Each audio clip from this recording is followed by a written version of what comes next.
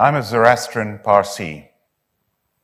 That makes me a member of the smallest minority community in the world. There are just 100,000 of us. You've probably heard of Freddie Mercury of Queen, and the Tatas, and the Poonawallas of the Serum Institute of India, the largest vaccine manufacturers in the world. My late father, Faridun Bilimoria, when he was a young captain, was ADC, that's like an equerry, to the President of India. And on one of the trips down from Delhi to Hyderabad, where the President of India has a palace called Rashtrapati Nilayam, on the presidential train, the President said to my father, the young Captain Bilimoria, he said, you know, there's some Parsis in Hyderabad, and one of the most eminent is D.D. Italia, who's a member of the Rajya Sabha, the equivalent of the House of Lords in India, the upper house of the Indian Parliament. He said he's got a granddaughter who's just come back from graduating at university in England. Maybe you might meet her. And this was in August, when India has its Independence Day. And my father went to the Secunderabad Club to the Independence Day ball and met my mother Yasmin at the ball. They got married, and I'm here. So if that recommendation from the President of India had not happened, if my father had not gone to the Independence Day ball at the Secunderabad Club, I wouldn't exist. So where does it all happen? The word serendipity. For 5 years, I chaired the Cambridge Judge Business School, Cambridge University.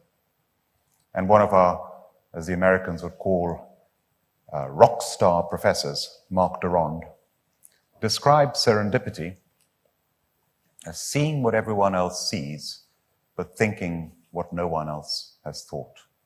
Seeing what everyone else sees, but thinking what no one else has thought. So you say, how serendipitous, how fortuitous, how lucky. I've attended 3 business schools. I'm an alumnus of 3 business schools through executive education. I've done hundreds of case studies. I have never done a case study on luck. And the best definition of luck that I ever heard was in the Harvard Business School classroom. Luck is when determination meets opportunity.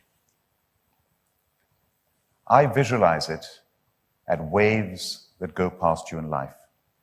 If you're determined, you might just catch one of those waves.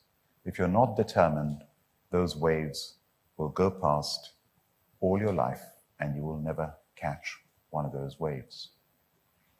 An Indian spiritual leader once, he explained his version of luck. He said, actually, it's all about timing. You may have a great idea, but the world or the market may not be ready for your idea, or the world or the market may be ready with an idea, but you're not ready. If you're ready and the world and market are ready together, that's timing, that's lucky. Going back to the 1930s,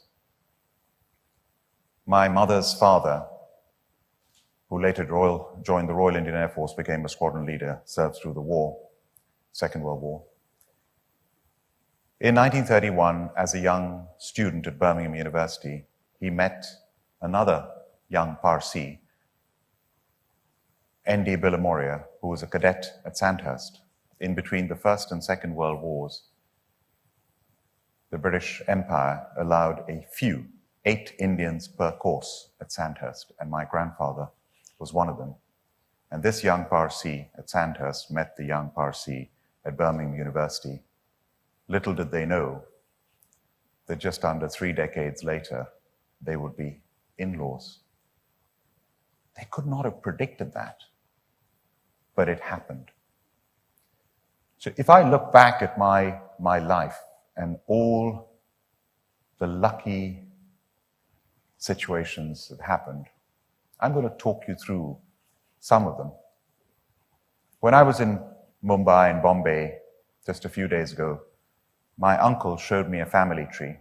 My family tree on my father's side is full of generals, an admiral who was chief of the Indian Navy, group captain in the Air Force, leaders in the services. And I had to make the decision, did I want to go and join the Army or Navy or Air Force, follow in my father's footsteps? My father rose to becoming Commander-in-Chief of the Central Indian Army with 350,000 troops under his command and the head of the Gurkhas in India. Did I want to go down that path? Or did I want to go into a business line of career like my mother's side of the family? And I made that decision at the age of 16. But that decision to go into business, what if I'd made the decision to go into the armed forces? I wouldn't be here talking to you. So those forks in life where you have to go down one path or another, those decisions that you make, or the lucky happenstance of which way you end up going, your life is determined by them. So I decided to go to university and study commerce. Problem was, I had done English O-levels at a British boarding school called Hebron in Ooty in South India. And at that very time, India was changing its system from an 11 years equivalent of O-levels plus a 1-year pre-university to go to university to 10 years plus 2 years like an A-level and then going to university. And I got caught right in the middle of it. And every Indian university said to me, my father couldn't afford to send me to university abroad. Every Indian university said you're going to have to repeat a year and do the 2-year plus 2 before you go to university. And I persevered, and through my grandfather's introduction in Hyderabad, I was introduced to the Indian Institute of Management and Commerce, a college of Osmania University, one of India's old and well-established universities, and happened to have a principal who'd been to Oxford. And he said, this young man, he's got O-levels, GCSEs from England. I'll take him straight in. So instead of repeating a year, I ended up skipping 2 years, and I went to university at the age of 16. Now, every other university had said I would have to repeat, but I persevered and I found somewhere, and I did that. Of course, I was thrown in the deep end. It was not easy. When I was 16 years old going to university, that first year was really, really tough. But I worked hard. I got a triple first in that degree, and I never looked back.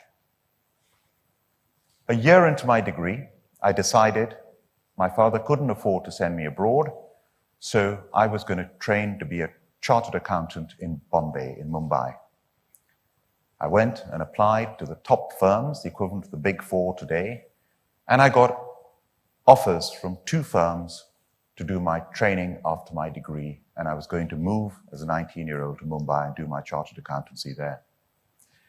And in my second year, on a visit to Bombay, I went for dinner at an uncle's place, Baman Mirza. I remember this dinner, I can picture it now as a 17-year-old at this dinner. I remember the senior partner of what is today Ernst & Young talking to me for a long time that evening, trying to persuade me to apply to Ernst & Young. And I said, but I don't need to. I've already got a place at 2 other top firms. I don't need to apply to Ernst & Young. And I remember very clearly having a detailed conversation with him and saying no to him. Came to the final year of my degree in Hyderabad, and I got a phone call from Mumbai from my uncle Baman Mirza. He said, do you remember that dinner you came to about a year ago at our flat in Mumbai? I said, yeah, I remember that. He wanted me to go to Ernst & Young, and I said no. He said, well, every alternate year, they get to nominate 1 Indian graduate from the whole of India to go and train to be a chartered accountant in London. And he's decided to nominate you because he was so impressed by you. Now just imagine if I hadn't gone to that dinner, if I hadn't met that partner, if I hadn't impressed him, my whole life might have been different. And I came to the UK and I trained and qualified and became a chartered accountant with EY in London. So those sliding door moments, those fortuitous meetings, that is the story of many people's lives. I decided to study law at Cambridge University, and while I was at Cambridge, one of my ambitions was to become president of the Cambridge Union. And I tried very hard. I was good at debating. I'd started debating at boarding school in India at the age of 14. And I ended up leading the Cambridge University Cambridge Union debating team 2 years running in our annual varsity debate against Oxford. My opponent, the leader of the Oxford Union, was the cabinet minister Michael Gove, and we became good friends, although we were opponents. And I remember standing for president, and I stood from committee to president, challenging the existing vice president, and I lost the election. If 6 people out of nearly 1,000 votes had voted the other way, I would have won. And I then discovered that my opponent had cheated. I found somebody who had witnessed the cheating. He said, if you requisition the election, I will come as a witness and testify that I saw that cheating. I requisitioned the election on that basis. My witness didn't turn up. I lost. I then stood to be vice president. I became vice president. Halfway through that vice presidency term, the president at the time, there was a situation and there was a vote of no confidence in him. He handed over a letter to me and said, if I lose this vote of no confidence, I'm resigning and you're president. He won the vote of no confidence by 1 vote. So I was not destined to become president of the Cambridge Union. So it doesn't always work out that it's always going to go in your favor in these terms. If you fast forward to when I started in business, when we started Cobra Beer, we were young. My business partner and I, we'd known each other, families for 4 generations. There was total trust. We built up experience importing products. Polo sticks sold to Harrods, jackets sold to Whistles, leather goods sold to Selfridges. We were thinking of importing seafood, and by chance, our mentor said, I know somebody who wants to export seafood. I'll send you the details. We looked through the seafood brochure and discovered it was a division of Mysore Breweries, the largest independent brewers in India. And we said, forget the seafood. This is my idea for Cobra Beer that I'd had as a student at Cambridge to produce a less gassy, extra smooth beer that would be very drinkable on its own, in between a lager and an ale, refreshment of a lager, smooth of an ale, that would accompany all food and in particular Indian food. And he introduced us to the brewery. Now wait for the luck. The luck was that introduction to the most successful Indian brewery, the biggest independent brewery in India. They didn't have any suitable brands. One of their well-known brands was Pals, which is the name of a dog food here. Another brand was a strong beer called Knockout, with one boxer having knocked out another boxer at 8% alcohol, which wasn't what we're looking for. And in the end, they said, look, we don't have a beer that is the taste that you want. We don't have a brand name that you want. Why don't you make this beer under your brand name? You choose your brand name, come to India, sit with our brewmaster and create Cobra Beer from scratch. If I had been an agent for one of their brands, I wouldn't be here talking to you because my most valuable asset is the Cobra Beer brand. And they had the best brewmaster in India with a PhD from Prague University, the home of Pilsner beer. And we created Cobra Beer from scratch. Now I'm proud to say one of the finest beers in the world. So if I fast forward to a year after I started Cobra Beer, 17th of May 1991, one of my friends from Cambridge, Bertie Bagnall, was having a party in Kennington. And another friend of mine from Cambridge, Jamie Berger, said, are you going to Bertie's party? I said, I don't know. Are you going to Bertie's party? He said, I don't know. I said, if you go, I'll go. He said, if you go, I'll go. And we ended up, we'll just go there for a short while. I went to that party, and at that party, I met my beautiful South African wife, Heather.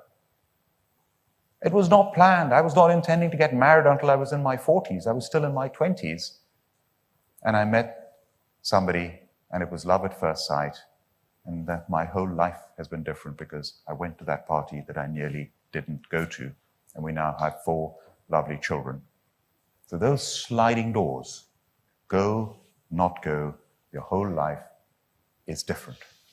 If I fast forward to standing for Parliament, I was offered to stand as an MP. I said no. Luckily, I said no because my business would never have taken off. A few years later, I get offered to be a member of the House of Lords. I was the third youngest member of the House of Lords when I was appointed 16 and a half years ago. And I'm still one of the younger members of the House of Lords because our average age is 70. And being a member of the House of Lords has been the most amazing experience. And I'm very grateful for it.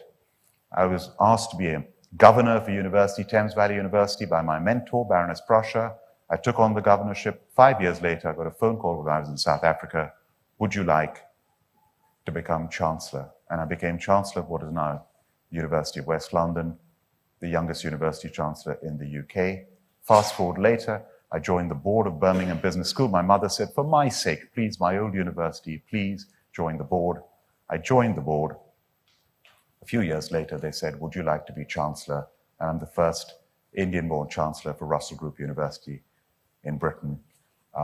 Birmingham University, one of our largest universities, top 100 in the world. So these are just amazing opportunities that I've had. Go a little further. I was appointed president of the Confederation of British Industry, and I'm the first ethnic minority president of the CBI, the first sitting member of the House of Lords, one of the younger members, and what a time to be president of the CBI during the worst global crisis since the Second World War with the pandemic and the war in Ukraine, where I've been able to, business being a force for good. And there's a blog that I wrote for Oxford University where I'm a visiting fellow at the Centre for Corporate Reputation at the Saïd Business School on government and business working together, 2 + 2 = 5. So I conclude with this. You can have a mission with Cobra. It's to brew the finest ever beer and make it a global beer brand. That's something you can measure. But more important is your vision, is your attitude. In our case, our vision is to aspire and achieve against all odds with integrity. That's almost a definition of entrepreneurship. You come up with an idea, you want to get somewhere with the idea, you've got all the odds stacked against you, you have little or no means, and you go there and you do it, and you make it happen, but you do it with integrity. Thank you very much.